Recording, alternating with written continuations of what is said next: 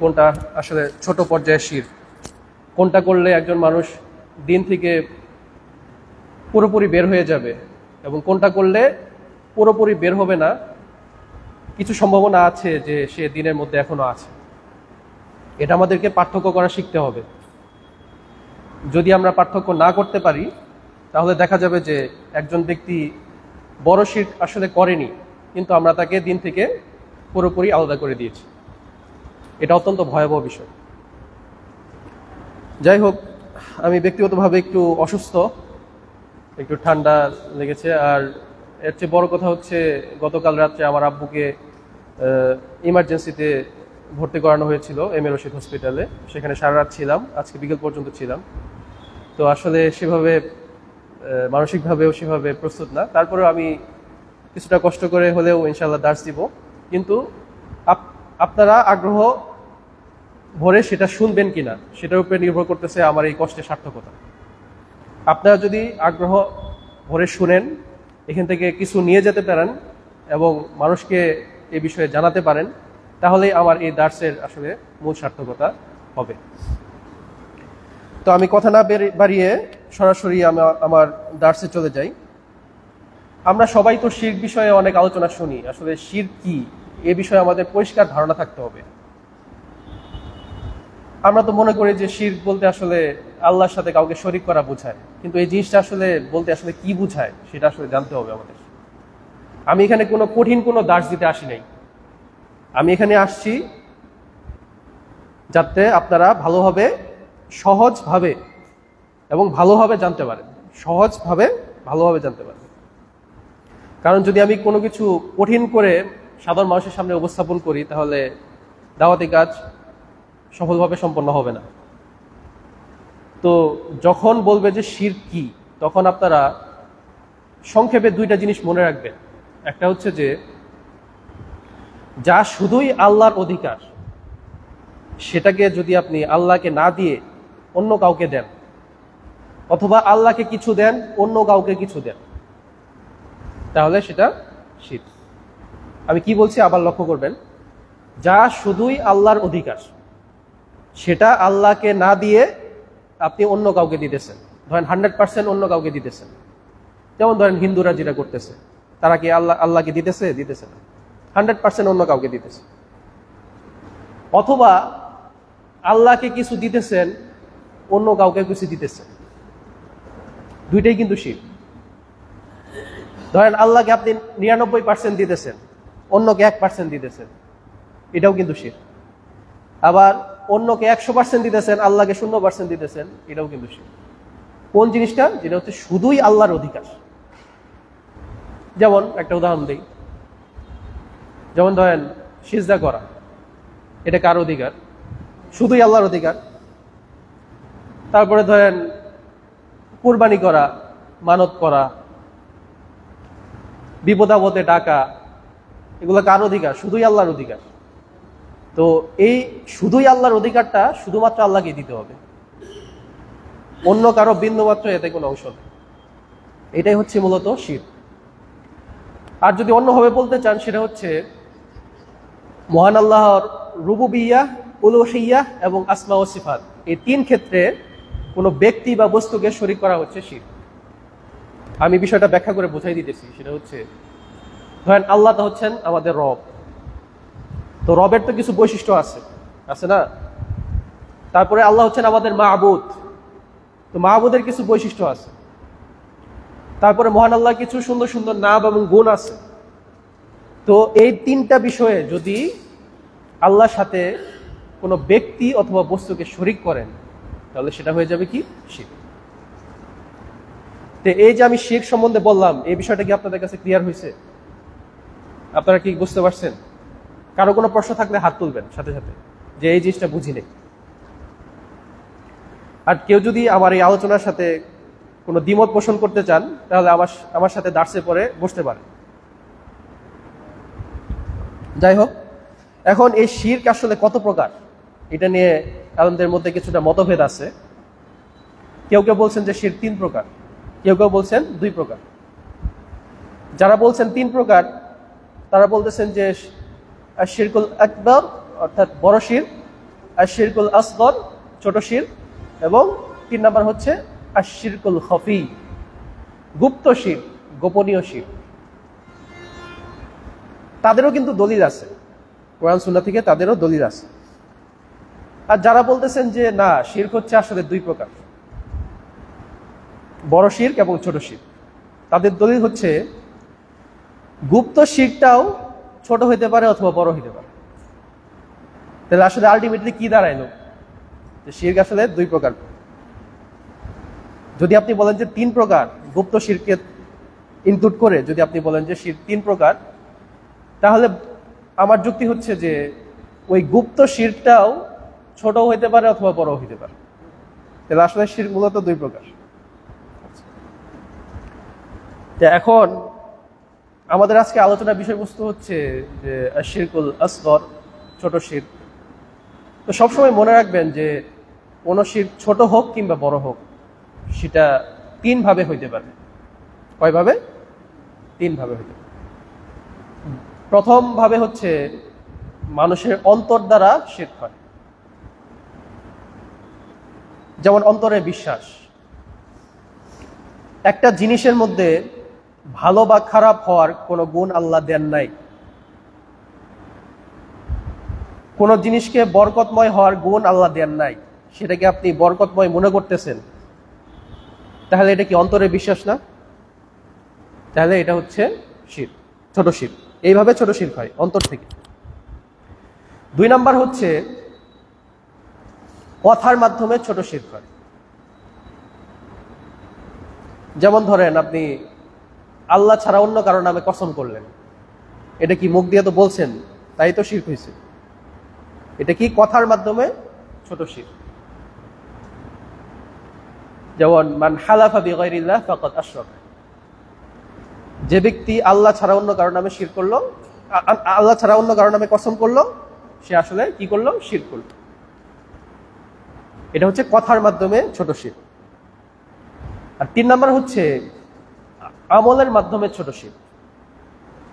এটার উদাহরণ কি?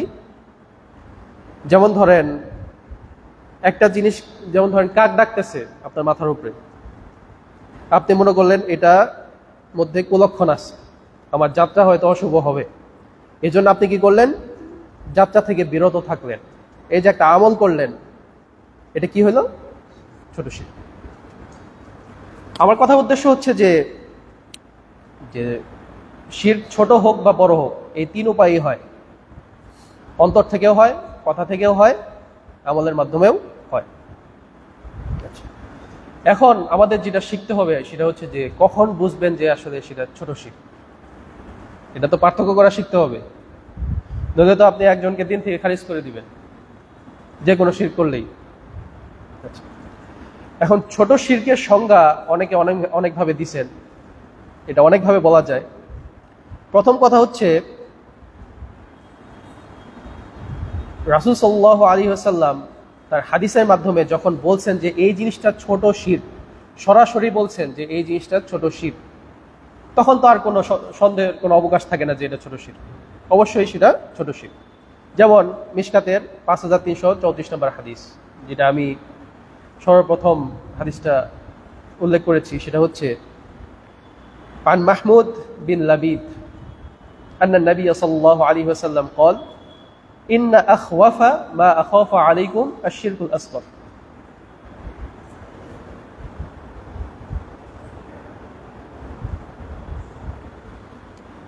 অর্থাৎ রাসূল সাল্লাল্লাহু আলাইহি ওয়াসাল্লাম বলতেছেন যে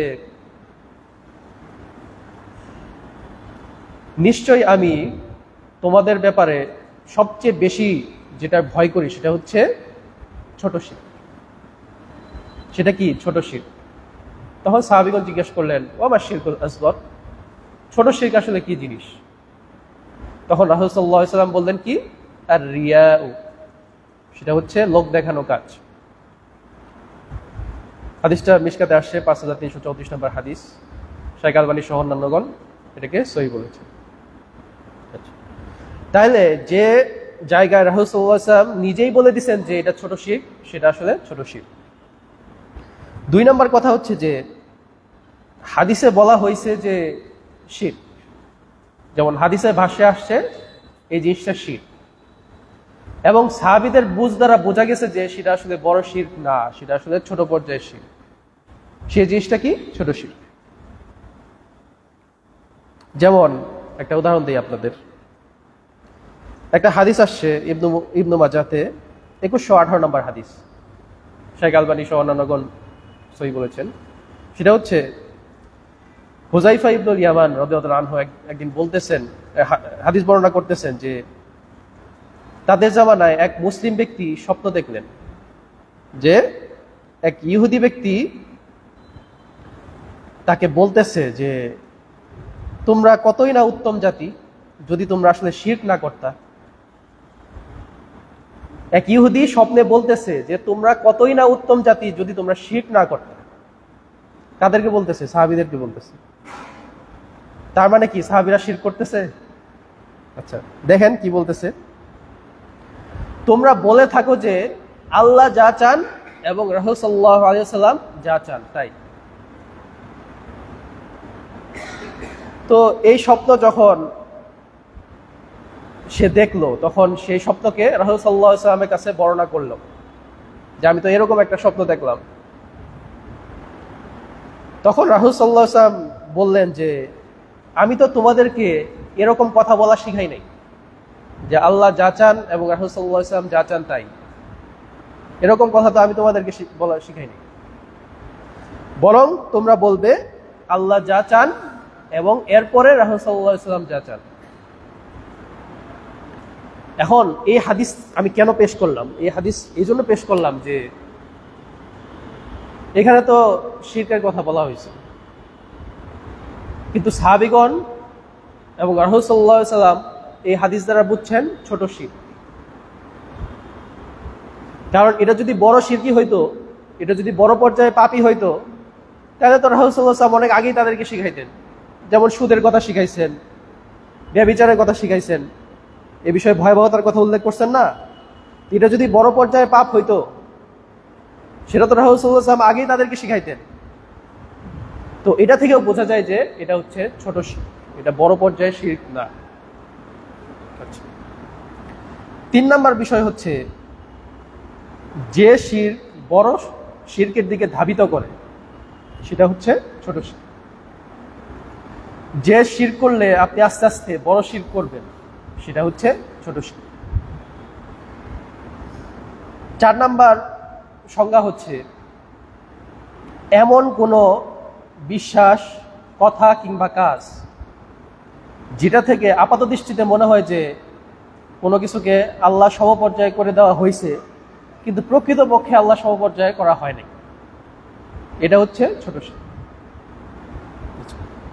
আরো অনেক সংজ্ঞা আছে, আমি এত ডিটেলসে যাইতেছি না।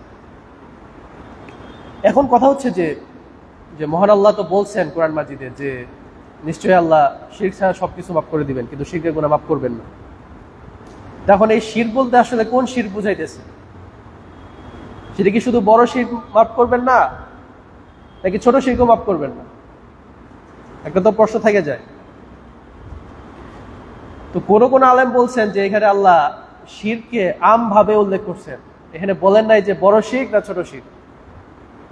আল্লাহ বলছেন শিরক করলে মাফ করবেন না, তার মানে কি ছোট শিরক হইতে পারে। তাদের যুক্তি হচ্ছে এটা যে আল্লাহ তো বলেন নাই যে বড় শিরক না ছোট শিরক। কিন্তু অধিকাংশ আলেমের মতে যে ছোট শিরক করলে আল্লাহ মাফ করতে পারেন, কিন্তু বড় শিরক করলে মাফ করবেন। তাদের দলিল কি? এই যে একটু আগে যে উল্লেখ করলাম যে সাহাবীগণ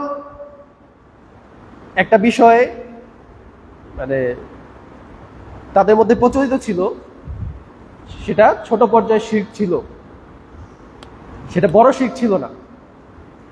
তো ওই জিনিসটা যদি এতই বড় হইতো তাহলে রাসূল সাল্লাল্লাহু আলাইহি ওয়াসাল্লাম তো অনেক আগেই তাদেরকে জানাইতেন। তো তাদের এবং অন্যান্য যেসব দলিল আছে, যেমন ধরেন শিরক মানে কিন্তু কুফর, জানেন কিনা? শিরক এবং কুফর একই জিনিস, শুধুমাত্র সংজ্ঞাগত একটু পার্থক্য আছে। তাইলে এই আয়াতের ব্যাখ্যা যদি আমি এইভাবে করি যে মহান আল্লাহ বড় শিরক, বড় কুফর, বড় মুনাফিকি কখনোই মাফ করবে না। এই আয়াতের ব্যাখ্যা হচ্ছে এরকম, এমন না যে বড় কুফর করলে আল্লাহ মাফ করবেন, বরং আয়াতের অর্থ হচ্ছে আল্লাহ বড় শিরক এবং বড় শিরকের সমপর্যায়ের পাপ আল্লাহ মাফ করবেন না, কিন্তু এর চেয়ে ছোট পর্যায়ের যে কোনো পাপ আল্লাহ মাফ করবেন। আয়াতের অর্থ হচ্ছে এটা, আয়াতের উদ্দেশ্য হচ্ছে এটা। তাই যদি হয়তো যেমন হাদিসে আসছে যে কোনো মুসলিম ব্যক্তিকে গালি দেওয়া ফাসিকি, তার সাথে লড়াই করা হচ্ছে কুফর, তাহলে একজন মুসলিম আরেকজন মুসলিমের সাথে লড়াই করতেছে, যুদ্ধ করতেছে, তাহলে আমি একটু আগে যে বললাম যে শিরক মানে হচ্ছে কুফর, তাহলে এই লড়াই করার কারণে কি তারা চিরস্থায়ী জাহান্নামী? আল্লাহ তো এই যুদ্ধ করার জিনিসটাও তো ক্ষমা করতে পারেন, কারণ এটা ছোট শিরক, ছোট কুফর, এটা বড় কুফর না। আল্লাহ শুধুমাত্র বড় শিরক, বড় কুফর, বড় মুনাফিকি মাফ করবেন না, কিন্তু ছোট পর্যায়ে যদি হয় ইনশাআল্লাহ মাফ করবেন। এখন এখানে আরেকটা প্রশ্ন আছে, সেটা হচ্ছে যে ছোট শিরক বড় নাকি কবিরা গুনাহ বড়? আপনাদের কাছে কি মনে হয়, ছোট শিরক বড় নাকি কবিরা গুনাহ বড়? এক্ষেত্রে আলেমদের মতভেদ আছে।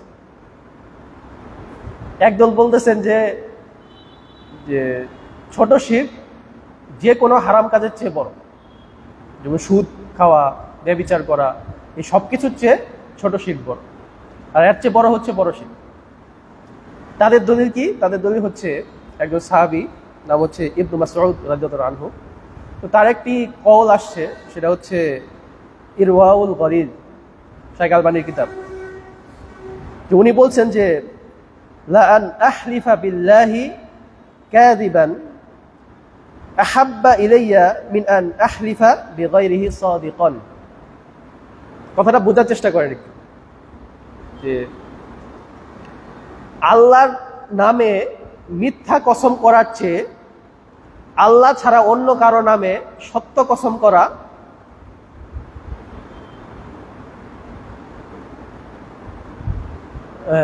লা আন আহলিফা বিল্লাহি কাযিবান আহাব্বা ইলাইয়া মিন আন আহলিফা বিগাইরিহি সাদিকান। অর্থাৎ আল্লাহর নামে মিথ্যা কসম করা এটা আমার কাছে ভালো। কিসের চেয়ে ভালো? আল্লাহ ছাড়া অন্য কারো নামে সত্য কসম করার চেয়ে ভালো। কি বলছে বুঝতে পারছেন? যে আমি আল্লাহর নামেই কসম করতেছি, প্রয়োজনে আমি মিথ্যা কসম করব, এটা আমার কাছে তুলনামূলক ভালো, কিন্তু আল্লাহ ছাড়া অন্য কারো নামে যখন আমি কসম করবো, সেটা যদি সত্য হয়ে থাকে, সেটার চেয়ে আল্লাহর নামে মিথ্যা কসম করা ভালো জিনিস। তার মানে এর মাধ্যমে কি বুঝাইতেছেন উনি? যে যদি আপনি আল্লাহর নামে মিথ্যা কসম করেন, এটা হারাম কাজ, এটা হারাম কাজ। কিন্তু যদি আল্লাহ ছাড়া অন্য কারো নামে আপনি সত্য কসম করেন, এটা হচ্ছে ছোট শিরক। তাহলে হারাম কাজ বড় না ছোট শিরক বড়?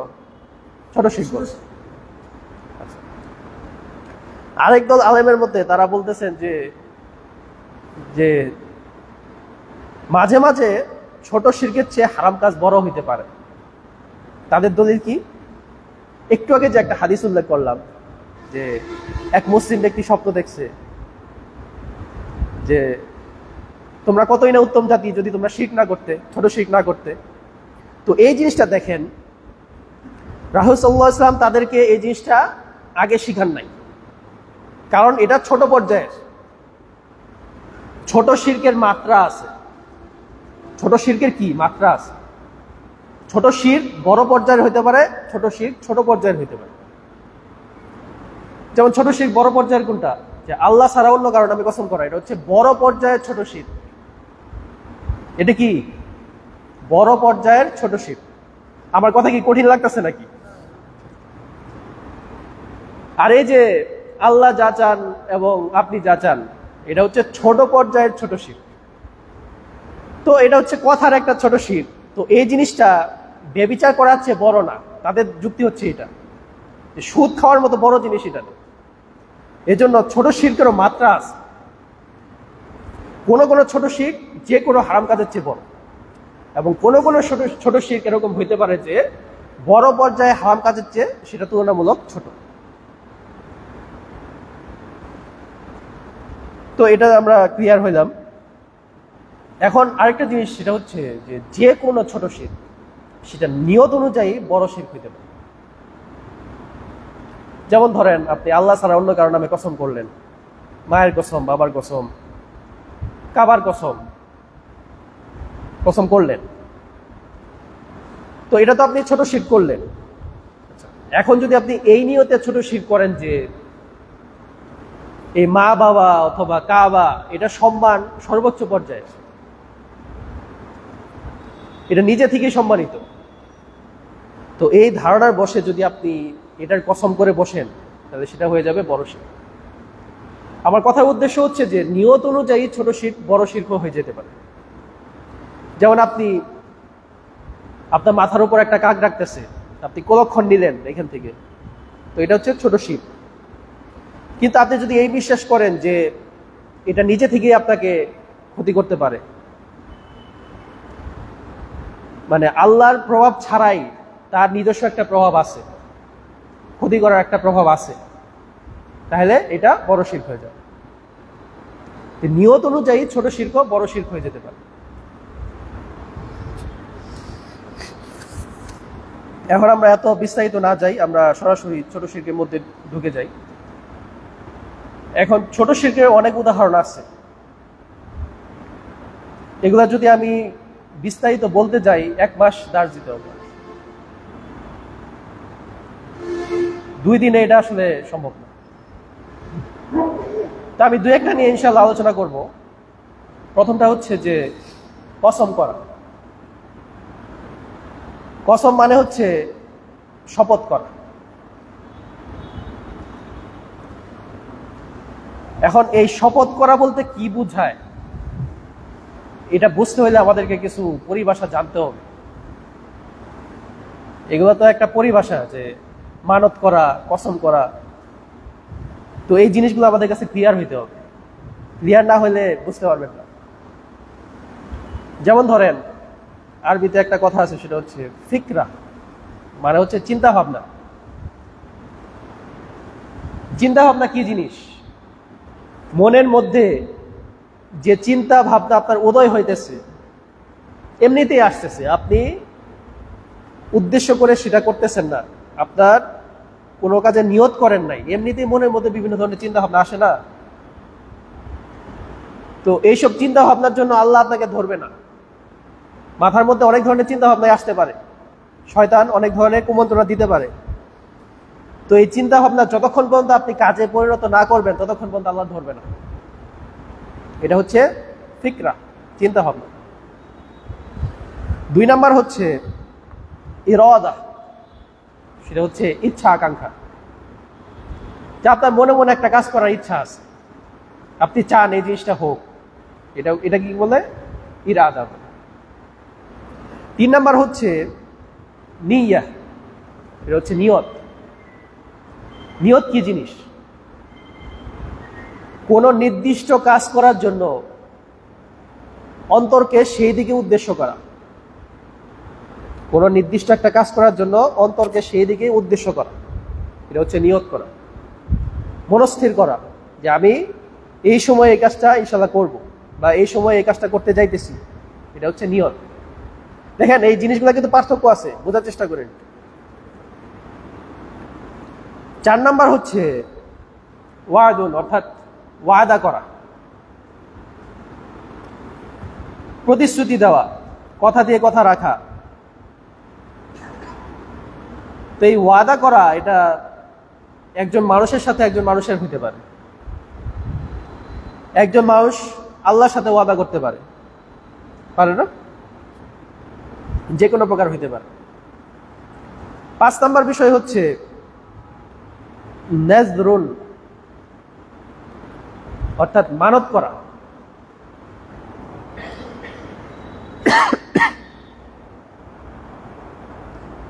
মানত করা আসলে কি জিনিস? মানত করা বলতে বোঝায় আল্লাহর কাছে ওয়াদা করা, আল্লাহর কাছে প্রতিজ্ঞা করা যে হে আল্লাহ, আমি তোমার কাছে প্রতিজ্ঞা করতেছি, তোমার কাছে ওয়াদা করতেছি যে এই কাজটা আমি অবশ্যই করব। এটা হচ্ছে মানত করা। এখানে একটা শর্ত আছে। আপনি মনে মনে চিন্তা করলেন যে হে আল্লাহ, আমি তোমার সাথে প্রতিজ্ঞা করতেছি যে আমি এই কাজটা অবশ্যই করব, আপনার মানত হয় নাই, হবে না। অবশ্যই মুখ দিয়ে উচ্চারণ করতে হবে। মানত করার ক্ষেত্রে শর্ত হচ্ছে মুখ দিয়ে অবশ্যই উচ্চারণ করতে হবে। আপনি মুখ দিয়ে অবশ্যই বলবেন যে হে আল্লাহ, আমি তোমার কাছে প্রতিজ্ঞা করতেছি যে এই কাজটা অবশ্যই করব, অথবা এই কাজটা হইলে এই কাজটা করব। শর্ত হচ্ছে মুখে উচ্চারণ করতে হবে। মনে মনে প্রতিজ্ঞা করলেন, সেটা মানত হবে না। তাহলে মানতের সঙ্গে আমি কি বললাম? আল্লাহর কাছে প্রতিজ্ঞা করা। আর কসমের সংজ্ঞা হচ্ছে আল্লাহর নামে প্রতিজ্ঞা করা। পার্থক্য বুঝছেন? আল্লাহর কাছে প্রতিজ্ঞা করা হচ্ছে মানত, আর আল্লাহর নাম নিয়ে প্রতিজ্ঞা করা হচ্ছে কসম। শর্ত হচ্ছে অবশ্যই মুখ দিয়ে বলতে হবে। মনে মনে বলবেন সেটা হবে না, মুখে অবশ্যই উচ্চারণ করতে হবে, নইলে মানত হবে না, কসম হবে না। তাইলে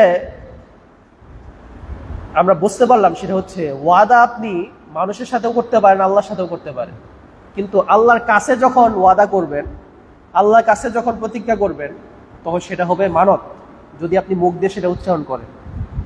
আর আল্লাহর নামে যদি ওয়াদা করেন, আল্লাহর নাম নিয়ে যদি প্রতিজ্ঞাবদ্ধ হন, তাহলে সেটা হচ্ছে কসম।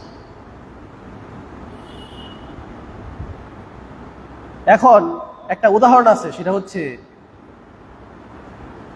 ধরেন, আচ্ছা মানুষের মধ্যে আরেকটু বলি, সেটা হচ্ছে মানত মেইনলি দুই ভাবে হইতে পারে। একটা হচ্ছে যে জিনিসটা আল্লাহ ফরজ করেন নাই, ধরেন নফল, ঐচ্ছিক, মুস্তাহাব, সে জিনিসটা যদি নিজের উপর আবশ্যিক করে নেন, সেটা হচ্ছে মানত। যেমন আপনি বলতেছেন যে আমি আল্লাহর কাছে প্রতিজ্ঞা করতেছি যে এই বছর অবশ্যই আমি উমরা করব, এই বছর অবশ্যই আমি নফল উমরা করব, অথবা এই বছর অবশ্যই আমি শাওয়ালের 6টা সিয়াম রাখবো। আমি আল্লাহর কাছে প্রতিজ্ঞা করতেছি, এই জিনিসটা মুখ দিয়ে আপনি বললেন, তাহলে আপনি কি করলেন? মানত করলেন। আর যদি বলেন যে আমি আল্লাহর নামে বলতেছি, আল্লাহর কসম করে বলতেছি যে অমুক এই কাজটা করছেন, তাহলে সেটা আপনি কি করলেন? কসম করলেন।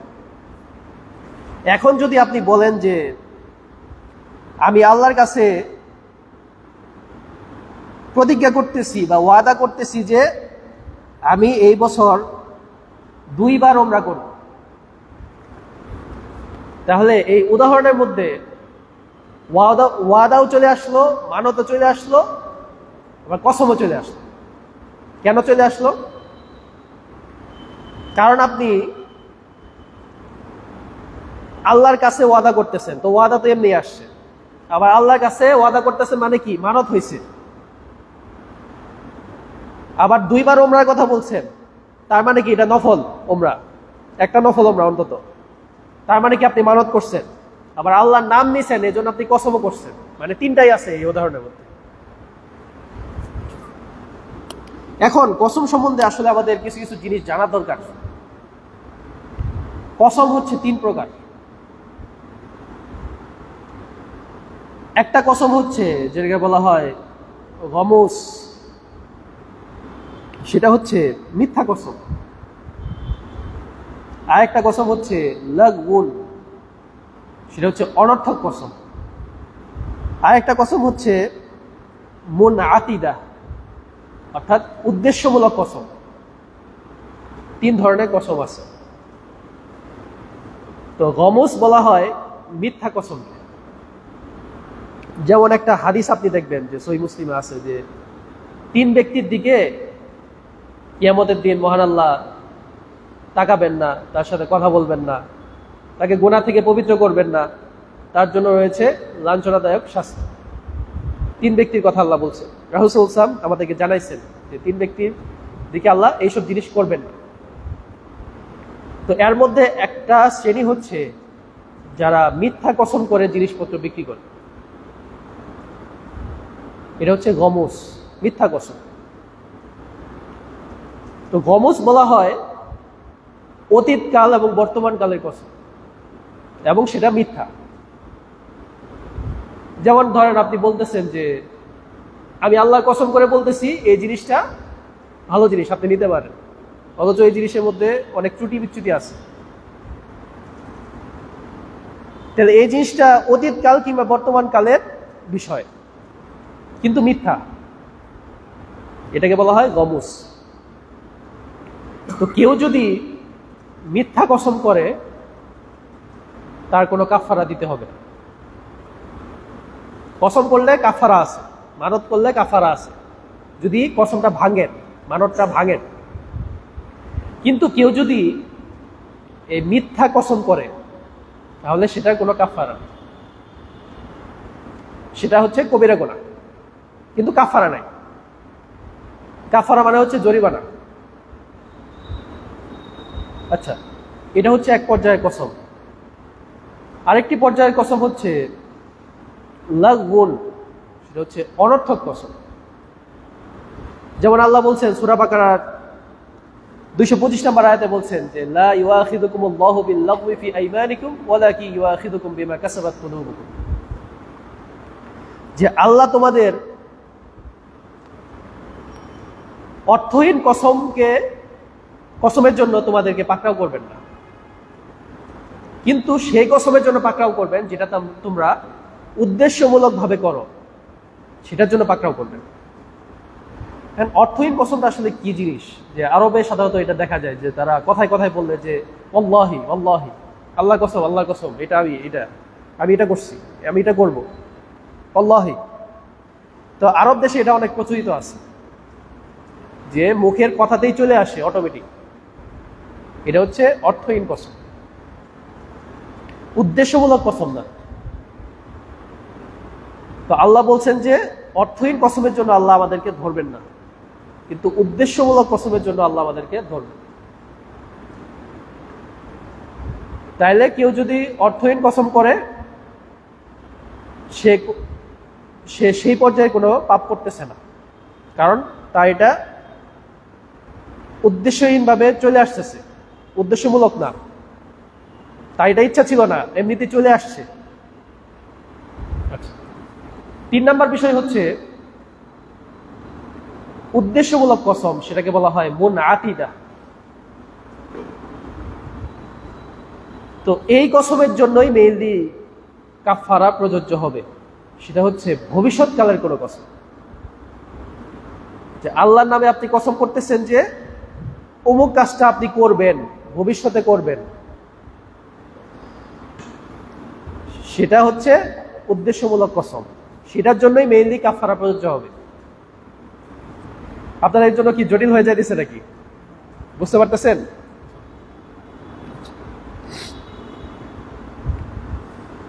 তাহলে আমরা বুঝলাম যে কসম 3 প্রকার। যদি অতীতকাল এবং বর্তমান কালের কসম হয় এবং সেটা মিথ্যা হয় তাহলে কাফারা নাই। সেটা যদি অর্থহীন কসম হয় সেটা কাফারা নাই, আর সেটা যদি ভবিষ্যৎকালের কসম হয় তাহলে সেটা কাফারা আছে। এখন কসম সম্বন্ধে কিছু হাদিস আসছে, সেগুলো আপনাদের জানা দরকার। সেটা হচ্ছে আবু দাউদে আসছে 32-51 নম্বর হাদিস, সেটা হচ্ছে মান হালাফা বিগাইরিল্লাহ ফাকাদ আশরাকা। এটা আমরা আগেই বলছি যে ব্যক্তি আল্লাহ ছাড়া অন্য কারো নামে কসম করলো সে শিরক করলো। এখানে শিরক দ্বারা উদ্দেশ্য হচ্ছে ছোট শিরক, উদ্দেশ্য হচ্ছে ছোট শিরক, কারণ সাহাবীগণ এটা এইভাবে বুঝছেন। যেমন রাসূল সাল্লাল্লাহু আলাইহি ওয়াসাল্লাম আরো বলছেন, সহিহ মুসলিমে আসছে, সেটা হচ্ছে লা তাহলিফু বিত-তাওয়াগি, তোমরা তাগুতের নামে কসম করো না। ওয়ালা বিআবাইকুম, এবং তোমাদের বাপ দাদার নামে কসম করো না। তাহলে বাপ দাদার নামে কসম করা যাবে না। কোন ব্যক্তি বা বস্তু সেটা যতই সম্মানিত হোক না কেন, সেটা কাবা ঘর হইতে পারে, সেটার নামে কসম করা যাবে, কসম করলেই শিরক হয়ে যায়। ধরেন আল্লাহর নামে কেউ কসম করছে যে এই কাজটা করবে, তাহলে অবশ্যই সেটাকে সত্যে পরিণত করতে হবে, ভাগা যাবে না। ভাঙলে কি হবে? কাফারা দিতে হবে, জরিমানা দিতে হবে। যেমন একটা হাদিস আসছে, সেটা হচ্ছে মান হালাফা বিল্লাহ ফালইয়াসদুক, যে ব্যক্তি আল্লাহর নামে কসম করলো সে যেন এটাকে সত্যে পরিণত করে। ওয়ামান হুলিফা লাহু বিল্লাহ ফালইয়ারদা, আর যার জন্য কসম করা হয়েছে সে যেন এর প্রতি সন্তুষ্ট থাকে। যেমন ধরেন কেউ আপনাকে একটা জিনিস কসম করে বলতেছে যে আল্লাহ কসম করে বলতেছি এই জিনিসটা এরকম, তাহলে আপনার সেটাকে সত্য বলে অবশ্যই স্বীকার করতে হবে। একজন মুসলিম ব্যক্তি যে ন্যায়পরায়ণ, যে ধোঁকাবাজি করে না, সমাজের মধ্যে ধোঁকাবাজ হিসেবে পরিচিত না, সে যদি আপনার সামনে কোনো বিষয়ে কসম করে অবশ্যই সেটাকে সত্য বলে দিতে হবে এবং সেটার প্রতি সন্তুষ্ট থাকতে হবে, কারণ সে অন্য কারোর নামে কসম করে না, একমাত্র আল্লাহর নামে কসম করছে। আচ্ছা, তারপরে রাসূলুল্লাহ সাল্লাল্লাহু আলাইহি ওয়াসাল্লাম বলতেছেন যে ওয়ামান লাম ইয়ারদা বিল্লাহ ফালাইসা মিনাল্লাহ, আর এই যে আল্লাহর নামে কসম করলো এটার প্রতিও যে সন্তুষ্ট থাকলো না, তার সাথে আল্লাহর কোনো সম্পর্ক নেই। তার মানে আল্লাহর নামে কসম করলে সেটার প্রতি সন্তুষ্ট থাকতে হবে। এটা আসছে সহিহ বুখারীতে এবং ইবনে মাজাহতে আসছে। কেউ যদি ধরেন আল্লাহ ছাড়া অন্য কারো নামে কসম করে, ধরেন বাই চান্স করে ফেললো, তাহলেও কাফারা দিতে হবে না, কাফারা দিতে হবে না। যেমন সহিহ বুখারীতে একটা হাদিস আসছে, মান হালাফা ফাকালা ফি ইয়ামিনিহি বিল্লাতি ওয়াল উজ্জা ফালইয়াকুল লা ইলাহা ইল্লাল্লাহ, যে ব্যক্তি কসম করলো এবং তার কসমের মধ্যে বলল যে লাতের কসম, উজ্জার কসম। লাত এবং উজ্জা হচ্ছে সেই যুগের দেবতা। তো কেউ লাত এবং উজ্জার নামে কসম করলো, তাহলে কি বলতে হবে? লা ইলাহা ইল্লাল্লাহ। এর জন্য অতিরিক্ত কোনো কাফারা নাই। কাফারা শুধুমাত্র সেই কসমের ক্ষেত্রে আছে যে আপনি উদ্দেশ্যমূলক কোনো কসম করলেন, ভবিষ্যতে করবেন, কিন্তু সেই জিনিসটা আপনি ভাঙলেন, সেই কথাটা আপনি রাখতে পারলেন না, তখন শুধুমাত্র কাফারা আসবে। আচ্ছা, এটা আলোচনা করবো ইনশাআল্লাহ। আচ্ছা, এর আগে আর দু একটা বিষয় বলে নিই, সেটা হচ্ছে আল্লাহ কোন কোন জিনিসের কসম করছেন, আল্লাহ নিজে কোন কোন জিনিসের কসম করছেন। কোরআন মাজিদে অনেক আয়াতে দেখতে পারবেন সময়ের কসম, প্রভাতের কসম, রাতের কসম করছেন না? তিনের কসম, জাইতুনের কসম করছেন। তো এটা শুধুমাত্র আল্লাহর ক্ষেত্রে প্রযোজ্য যে তার মহান মহান যেসব সৃষ্টি আছে, বড় বড় যেসব সৃষ্টি আছে, গুরুত্বপূর্ণ যেসব সৃষ্টি আছে, সেগুলা কসম আল্লাহ করেন সেগুলা গুরুত্ব বুঝাইতে, সেগুলার গুরুত্ব বুঝাইতে আল্লাহ সেগুলার কসম করছেন। কিন্তু এটা মানুষের ক্ষেত্রে প্রযোজ্য না যে আপনি কোনো জিনিসের কসম করতে পারবেন, এটা মানুষের ক্ষেত্রে প্রযোজ্য না। এখন অনেকে দেখা যায় যে বেশি বেশি কসম করে, এরকম মানুষ আছে না নাই? কথায় কথায় কসম করে। যেমন কোরআন মাজিদে একটা আয়াত আছে সূরা কলমের 10 নম্বর আয়াত, ওয়ালা তুতি' কুল্লা হাল্লাফিম মাহিন, যে তুমি তার অনুসরণ করবা না যে বেশি বেশি কসম করে এবং যে লাঞ্ছিত, তার অনুসরণ করা যাবে না। বেশি বেশি যে কসম করে তার অনুসরণ করা যাবে। যেমন মহান আল্লাহ আরো বলেন সূরা মাইদার 89 নম্বর আয়াতে যে ওয়াহফাজু আইমানাকুম, যে তোমরা তোমাদের কসম সমূহের হেফাজত করো। কসমের হেফাজত করা আসলে কি জিনিস? সেটা হচ্ছে যে আপনি যদি কোনো কসম করেন সেটা সত্যে পরিণত করার চেষ্টা করতে হবে, এবং এত বেশি কসম করা যাবে না যে আপনি সেটাকে সত্যে পরিণত করতে পারতেছেন না, সেটাকে হেফাজতে আপনি করতে পারতেছেন না। এত বেশি পরিমাণ কসম করা যাবে না, অল্প পরিমাণে কসম করবেন এবং সেটাকে সত্যে পরিণত করার চেষ্টা করতে হবে, এটা হচ্ছে উদ্দেশ্য। এখানে একটা কথা আরো বলে রাখি, সেটা হচ্ছে যে কসমের একটা শব্দ আসছে, সেটা হচ্ছে যে ইয়ামিন। ইয়ামিন মানে হচ্ছে ডান হাত। তো আগের দিনে আরব দেশে ডান হাতের সাথে ডান হাত মিলায়া কসম করা হইত, এই জন্য কসমের নাম দেওয়া হয়েছে কি ইয়ামিন, ডান হাত। এই জিনিসটা পরবর্তীতে কসম হিসেবে ব্যবহৃত হইতেছে। ইয়ামিন মানে হচ্ছে কসম। এখন আরো একটা প্রশ্ন আসে, সেটা হচ্ছে যে কোরআন স্পর্শ করে কসম করা যাবে কিনা। আমাদের তো একটা প্রশ্ন আছে এই বিষয়ে। দেখেন যে কোরআন মাজিদ হচ্ছে মহান আল্লাহর কালাম, কথা। তো কেউ যদি কোরআন মাজিদ স্পর্শ করে কসম করে এই উদ্দেশ্যে যে এটা আল্লাহর কথা, ধরেন এইভাবে নিয়ে কসম করলো যে আমি কোরআনে কসম করতেছি, তার উদ্দেশ্য হচ্ছে যে আমি আল্লাহর কথার কসম করতেছি। আমরা আগেই বলছি যে শুধুমাত্র আল্লাহর কসম করা যাবে, এর অর্থ হচ্ছে যে আল্লাহর নামের কসম করতে পারবেন, আল্লাহর গুণের কসম করতে পারবেন। আল্লাহ যত সুন্দর সুন্দর নাম আছে, যেমন আমি রহমানের কসম করতেছি, আমি রজ্জাকের কসম করতেছি, করা যাবে। অথবা বলতে পারবেন যে আমি আল্লাহর রহমতের কসম করতেছি, আমি আল্লাহর দয়ার কসম করতেছি, আমি আল্লাহর কথার কসম করতেছি, করা যাবে। কিন্তু আল্লাহর নামে কসম মানে হচ্ছে আল্লাহর নাম এবং গুণের কসম। তো কেউ যদি কোরআন মাজিদ স্পর্শ করে কসম করে এই উদ্দেশ্যে যে সেটা হচ্ছে আল্লাহর কথা, তাহলে সেটা জায়েজ। কিন্তু কেউ যদি কোরআন মাজিদের যে পৃষ্ঠা আছে, যে মলারটা আছে, এটা তো আর আল্লাহর কথা না, সেটা তো মানুষের বানানো জিনিস। কাগজটা যে আছে সেটা কি আল্লাহর কথা? সেটা তো কথা না। এর মধ্যে যে জিনিসটা আছে, যে কথাগুলো আছে, সেগুলো আল্লাহর কথা। এ ধরেন কোরআন ছাপানোর জন্য যে কালি ব্যবহার করা হয়েছে, সেটা তো আল্লাহর কথা না, সেটা তো মানুষ বানাইছে কালি। তো কেউ যদি এই কোরআন মাজিদের এই যে এইসব সৃষ্ট যেসব জিনিস আছে, মলাট বলেন, কাগজ বলেন, এটা ধরে যদি এটা সহ কসম করা উদ্দেশ্য নেয়, তাহলে কসম করা যাবে।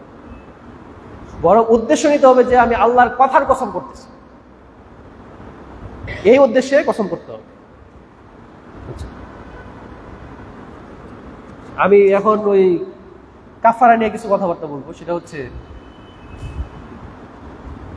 ইবনু মাজায় একটা হাদিস আসছে, 2125 নম্বর হাদিস। সেটা হচ্ছে মানতের কাফারা কসমের কাফারার মতো।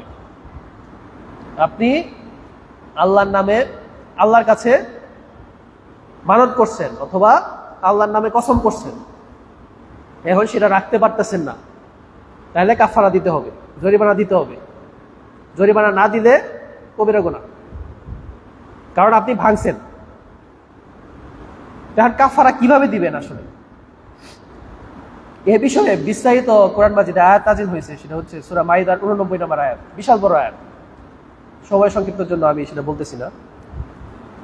এখানে আপনাকে 4টা কাজের যে কোনো একটা করতে হবে।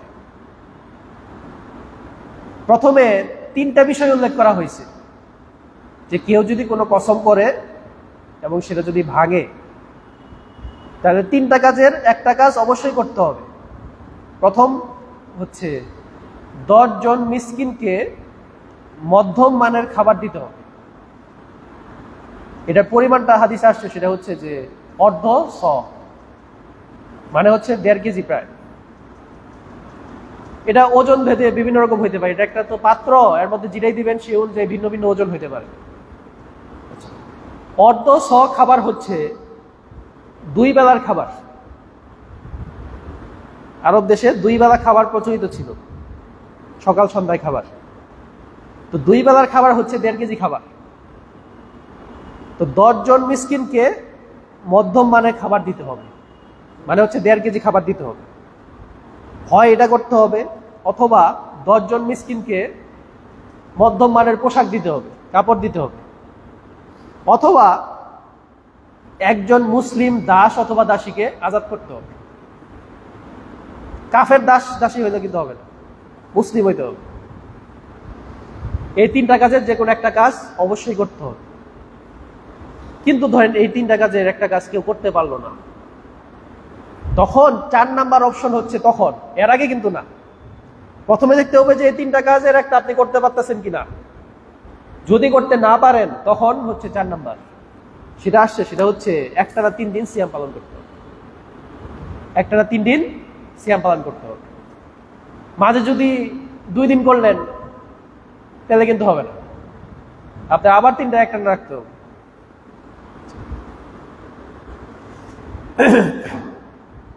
এখানে প্রথম 3টা অপশন হচ্ছে ঐচ্ছিক, আপনি যে কোনো একটা নিতে পারবেন, কিন্তু 4 নাম্বারটা অবশ্যই নিতে হবে। যদি প্রথম 3টা না করতে পারেন, আপনি প্রথমেই 4 নাম্বারটা নিতে পারবেন, প্রথমে ওই 3টার যে কোনো একটা নিতে হবে। এখন প্রশ্ন আসতে পারে যে আসলে মিসকিন বলতে আসলে কাকে বোঝায়? যেমন আল্লাহ কুরআন মাজিদে একটা উদাহরণ দিয়েছেন সূরা কাহফের ৭৯ নম্বর আয়াত, যে একজন মিসকিনের উদাহরণ দিয়েছেন যে নৌকা চালাইতো, নৌকা চালায় জীবিকা নির্বাহ করত, সে মিসকিন। এটার আরেকটা সংজ্ঞা আছে, সেটা হচ্ছে যে যার সারা বছর চলার মতো খাবার নাই, যে মানুষের কাছে হাত পাততে পারে না অথচ তার অভাব আছে, এবং যার সারা বছর চলার মতো খাবার নাই, সে হচ্ছে মিসকিন। আচ্ছা, এখন আমরা একটা জিনিস বুঝবো, সেটা হচ্ছে যে এখানে কি রান্না করা খাবার দিলে হবে, নাকি খাদ্যদ্রব্য দিতে হবে, নাকি টাকা দিলে হবে? একটা জিনিস মনে রাখবেন যে সাদাকাতুল ফিতরের ক্ষেত্রে শব্দ আসছে যে তাআম, মানে হচ্ছে খাদ্যদ্রব্য, আর এই কাফারার ক্ষেত্রে আসছে ইতআম, মানে হচ্ছে খাবার খাওয়ানো। তো খাবার খাওয়ানো সেটা 2 ভাবে হয়, খাদ্যদ্রব্য সরাসরি আপনি দিতে পারবেন, অথবা রান্না করা খাবার দিতে পারবেন। কাউকে নিয়ে হোটেলে নিয়ে গেলেন, তাকে খাবার প্যাকেট দিয়ে দিলেন, অথবা সেখানে বসে থেকে খাওয়াইলেন, সেটা হচ্ছে ইতআম, খাবার খাওয়ানো। যেমন আল্লাহ কুরআন মাজিদে সূরা মুজাদালাতে বলছেন যে ফাইতআমু 60 মিসকিনা, 60 জন মিসকিনকে খাবার খাওয়াবে।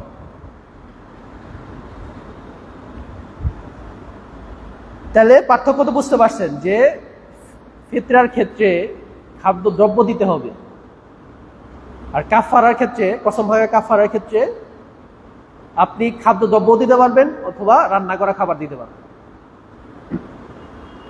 কিন্তু টাকা দিলে হবে না। কেন হবে না? কারণ আল্লাহ এতগুলা জিনিস উল্লেখ করলেন কাফারা হিসেবে, 4টা জিনিসের কথা বলছেন। চিন্তা করেন, 4টা জিনিসের কথা বললেন, তো দিনার দিরহামের কথা বলতে পারতেন। 4টা কথা বলতে পারলেন না, দিনার দিরহামের কথা বলতে পারবেন না। এই জন্যই টাকা দিয়ে দিলে অধিকাংশ আলেমের মতে সেটা জায়েজ হবে না। এখন একটা বিষয় আছে, সেটা হচ্ছে যে আপনি একজন মিসকিনকে 10 দিনে খাবার দিতে পারবেন, নাকি 10 জন মিসকিনকে দিতে হবে? আপনাদের কাছে কি মনে হয়? হ্যাঁ, ধরেন কেউ একজন মিসকিনকে 10 দিনে খাবার দিয়ে দিল, হবে না?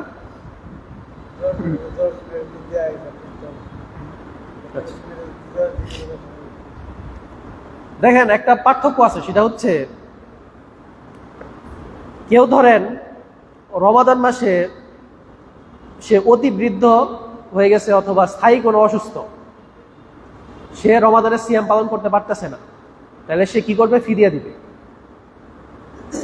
সেটা হচ্ছে একজন মিসকিনকে এই 1.5 কেজি, একজন ফকির মিসকিনকে 1.5 কেজি খাবার দিবে প্রত্যেক সিয়ামের জন্য। এখানে কতজন মিসকিনের কথা বলা হয়েছে? একজন।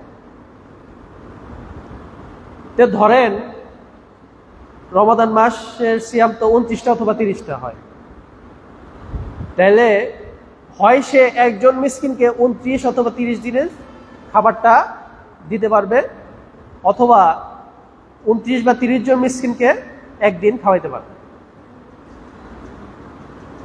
বুঝতে পারছেন? এটা হচ্ছে ফিদিয়ার ক্ষেত্রে। কিন্তু দেখেন কাফারার ক্ষেত্রে আল্লাহ উল্লেখ করছেন কি? 10 জন মিসকিন হইতে হবে। 10 জন আল্লাহ ফিক্স করে দিছেন। যখন ফিক্স করে দেওয়া হয়েছে তখন আর এই সংখ্যা কমানো যাবে না। আপনি একজন মিসকিনকে 10 দিনে খাবার দিতে পারবেন, 10 জন মিসকিনকে খাওয়াইতে হবে একদিনের খাবার 1.5 কেজি করে। যেমন ধরেন কেউ জিহাদ করছে, তাহলে তার 60 জন মিসকিনকে খাওয়াইতে হবে। ফাইতআমু 60 মিসকিনা, আল্লাহ বলে দিয়েছেন যে 60 জন মিসকিনকে খাওয়াইতে হবে। তাহলে আপনি একজন মিসকিনকে 60 দিনে খাবার দিতে পারবেন? 60 জন মিসকিনকেই খাওয়াইতে হবে একদিনে। কিন্তু ধরেন কেউ 10টা কসম ভাঙছে,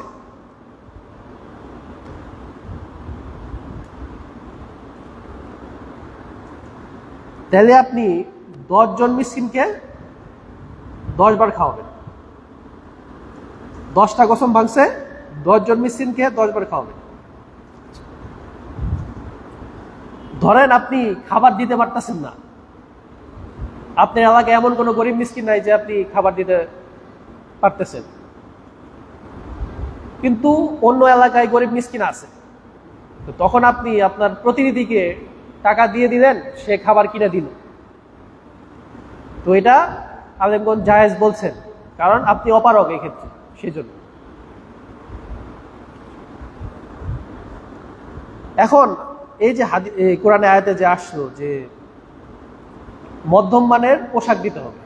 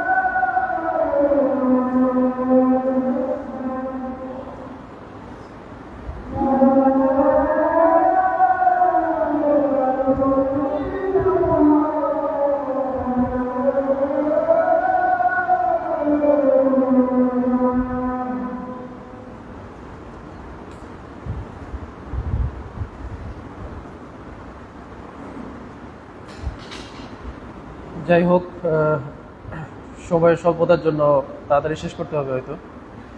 তো আমরা যেটা বলতেছিলাম সেটা হচ্ছে মহান আল্লাহ বলেছেন যে 10 জন মিসকিনকে মধ্যম মানের পোশাক দিতে হবে। তো এই মধ্যম মানের পোশাক বলতে আসলে কি বোঝায়? আপনাদের কাছে কি মনে হয় মধ্যম মানের পোশাক বলতে কি বোঝায়?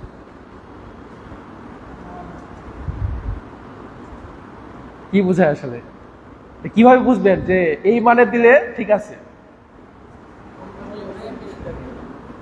এটা তো আপেক্ষিক বিষয়। এটা তো আপনি আপনার স্ট্যান্ডার্ড অনুযায়ী আপনার কাছে একটা জিনিস বেশি মনে হইতে পারে অথবা কম মনে হইতে পারে, এটা আপেক্ষিক না। কোন কোন আলেম বলছেন যে এমন পোশাক দিতে হবে যে পোশাক দিলে সওয়াব আদায় করা যায়। যেমন ছেলেদের ক্ষেত্রে কি কমপক্ষে একটা লুঙ্গি হইতে হবে অথবা কাঁধ ঢাকতে হবে, এরকম হইতে হবে।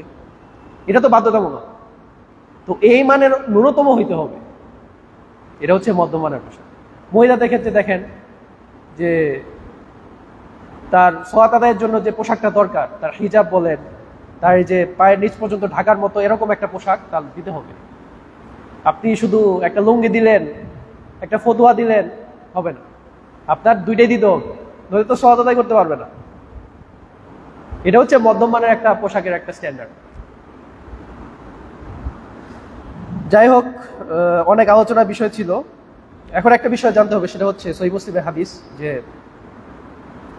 আদি ইবনু হাতিম রাদিয়াল্লাহু আনহু বলতেছেন যে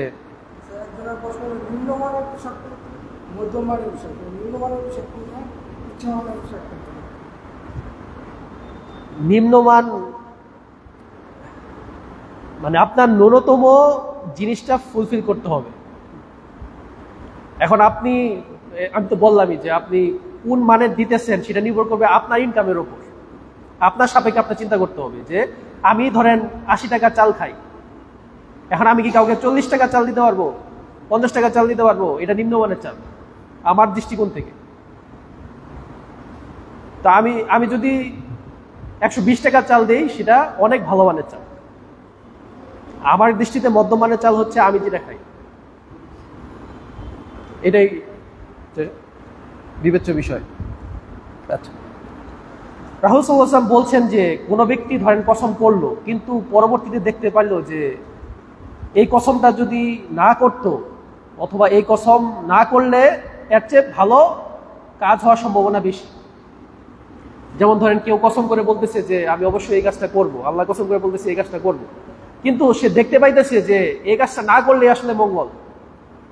তখন রাসূল সাল্লাল্লাহু আলাইহি ওয়াসাল্লামের নির্দেশনা হচ্ছে যে সেই কসমটা ভাঙতে হবে এবং ভাঙবেন এবং কাফারা দিবেন, ভাঙবেন এবং কাফারা দিবেন। এটা হচ্ছে ইসলামের নির্দেশনা।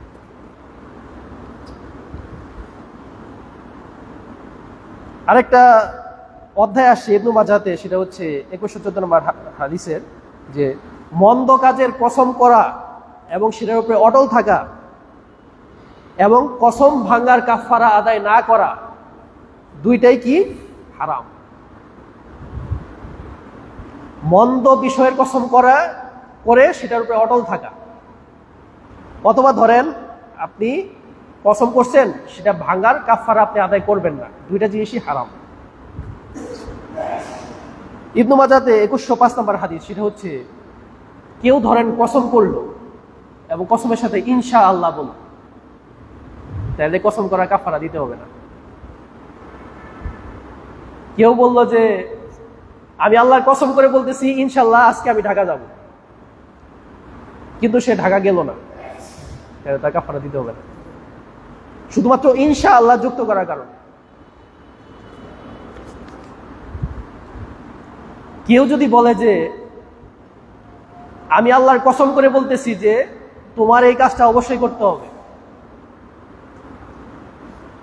তারপরে ধরেন যে সে ওই কাজটা করলো না, তখন যে বলছিল তার উপর কাফারা ওয়াজিব হয়ে যাবে। বুঝতে পারছেন? ধরেন আমি আপনাকে বলতেছি যে আমি আল্লাহর কসম করে বলতেছি যে আপনি এই কাজটা অবশ্যই করবেন, ধরেন আপনি ওই কাজটা করলেন না, তাহলে আমার উপরে কাফারা ওয়াজিব হয়ে যাবে।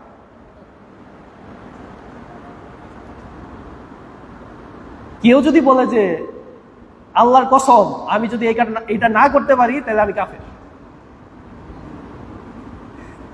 হাদিসে আসছে এগুলা, এমন আজ আমি বানায় বলতেছি, হাদিসে আসছে।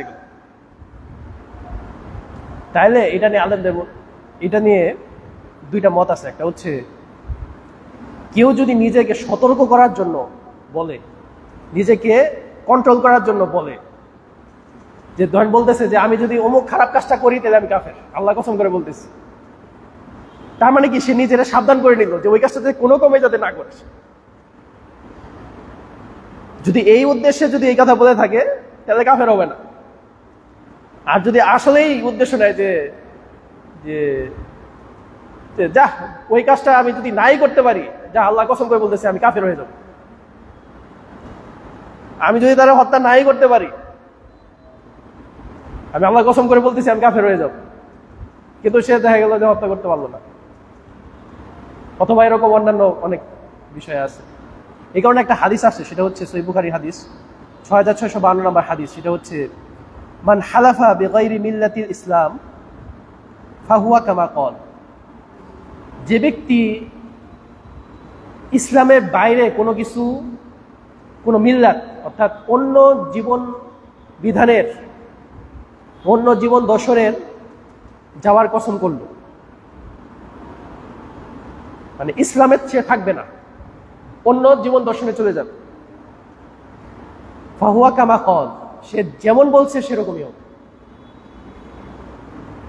কেউ যদি বলে যে অমুক কাজটা যদি আমি না করতে পারি তাহলে আমি কাফের, আল্লাহ কসম করে এটা যদি সে বলে, আর সে যদি ওই কাজটা না করতে পারে, সে যদি আসলে উদ্দেশ্য নেয় যে সে ওইটাতে চলে যাবে, তাহলে অবশ্যই কাফের হয়ে যাবে। কেউ যদি কসম করে বলে যে আমি আল্লাহর কসম করে বলতেছি যদি আমার ওয়াইফ এই কাজটা করে তাহলে সে তালাক, তাহলে কি হবে? আচ্ছা, এটা নিয়ে আলেমদের মধ্যে মতভেদ আছে। অধিকাংশ আলেমের মধ্যে তালাক হয়ে যাবে, এক তালাকই হবে। কারণ আহলে হাদিসরা তো সেটাই ফলো করে যে এক বৈঠকে যদি আপনি অনেক তালাক দেন সেটা এক তালাকই সই গণ্য হবে, মানে এক তালাক অন্তত গণ্য হবেই। এখন ইবনু তাইমিয়া রাহিমাহুল্লাহ এই ক্ষেত্রে ভিন্নমত পোষণ করতেছেন। তিনি বলতেছেন যে যদি এই উদ্দেশ্য নেয় যে সে তার ওয়াইফকে সতর্ক করতেছে যে তুমি এই কাজটা করবা না, যদি করো তাহলে আল্লাহ কসম করে বলতেছি যে তালাক, এটা যদি সতর্ক করা উদ্দেশ্য নেয় তাহলে তালাক হবে। ঠিক এর আগে আমরা যেটা বললাম যে যদি নিজেকে কন্ট্রোল করা উদ্দেশ্য নেয় তাহলে কাফের হবে না, কিন্তু যদি এই ধরনের উদ্দেশ্য না থাকে, এমনিতেই যদি বলে, তাহলে যা বলছে সেটাই হয়ে যাবে। ধরেন কেউ অনেকগুলা কসম ভঙ্গ করছে, তাহলে কাফারা কয়বার দিতে হবে? এখন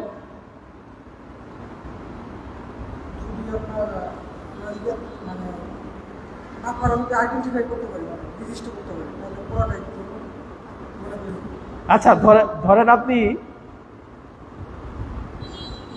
দুইবার অপবিত্র হয়েছেন, দুইভাবে অপবিত্র হয়েছেন, ধরেন গোসল ফরজ হয়েছে দুইভাবে,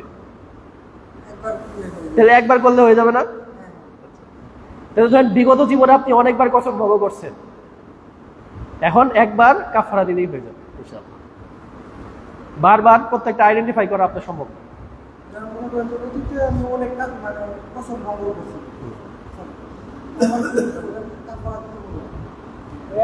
একবার দিবেন।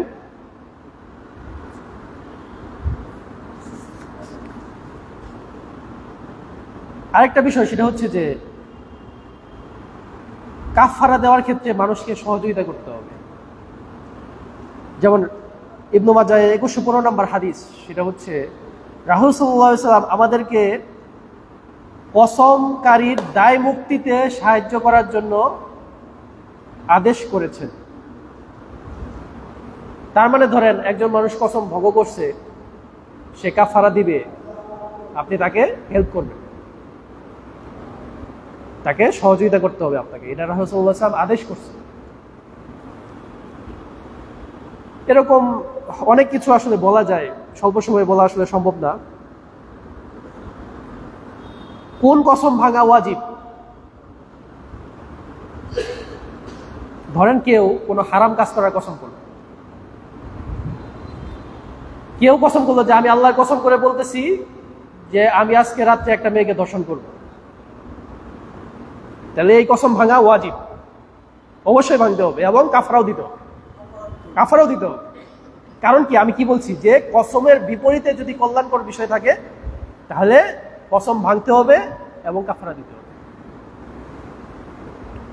তাহলে হারাম কাজ করার কেউ যদি কসম করে সেটা ভাঙা হচ্ছে ওয়াজিব এবং কাফারাও দিতে হবে। কেউ যদি ফরজ কাজ না করার কসম করে তাহলে সেটা ভাঙা ওয়াজিব, কাফারা ওয়াজিব। আচ্ছা, কেউ যদি মাকরু কাজ করার কসম করে তাহলে সেই কসম ভাঙা হচ্ছে মুস্তাহাব। কেউ যদি মাকরু কাজ করার কসম করে তাহলে সেই কসম ভাঙা কি, মুস্তাহাব, ভালো, এবং কাফারাও দিতে হবে। কাফারাও দেওয়া মুস্তাহাব, কাফারা তো দিতেই হবে, কসম ভাঙা তো কাফারা দিতেই হবে, কিন্তু এই কসম ভাঙাটা মুস্তাহাব। কেউ যদি মুস্তাহাব কাজ না করার কসম করে তাহলে সেই কসম ভাঙা কি, মুস্তাহাব। কথাগুলো কিন্তু জটিল, কিন্তু দেখেন মুস্তাহাব কাজ না করার কসম করতেছে, সেই কসম ভাঙা মুস্তাহাব। কেউ জায়েজ কাজ করার কসম করতেছে, কেউ জায়েজ কাজ করার কসম করছে, যে আমি আল্লাহ কসম করে বলতেছি আজকে রাত্রে আমি ঢাকা যাব, তাহলে এই কসম ভাঙা কি, জায়েজ এবং কাফারা সহ। আচ্ছা, জায়েজ হচ্ছে ঐচ্ছিক, যেটা হালাল সেটা হচ্ছে জায়েজ। মুস্তাহাব হচ্ছে যেটা করলে সওয়াব হবে, যেটা করার জন্য তাকিদ দেওয়া হয়েছে, যেটা করলে ভালো, সেটা হচ্ছে মুস্তাহাব। আচ্ছা, কেউ ধরেন মুস্তাহাব কাজ করার কসম করছে তাহলে সেটা ভাঙা কি, মাকরু। কেউ মাকরু কাজ না করার কসম করছে তাহলে সেটা ভাঙা মাকরু। কেউ ধরেন ফরজ কাজ করার কসম করছে সেটা ভাঙা হচ্ছে হারাম। কেউ হারাম কাজ না করার কসম করছে সেটা ভাঙা হারাম। অনেকভাবে কিন্তু বলা যায়, আসলে এটা হচ্ছে ফিকি বিষয় এগুলো। কেউ হারাম কাজ না করার কসম করছে, যে আমি আল্লাহর নামে কসম করতেছি যে আজকে চুরি করব না, তাহলে এটা ভাঙা কি, হারাম।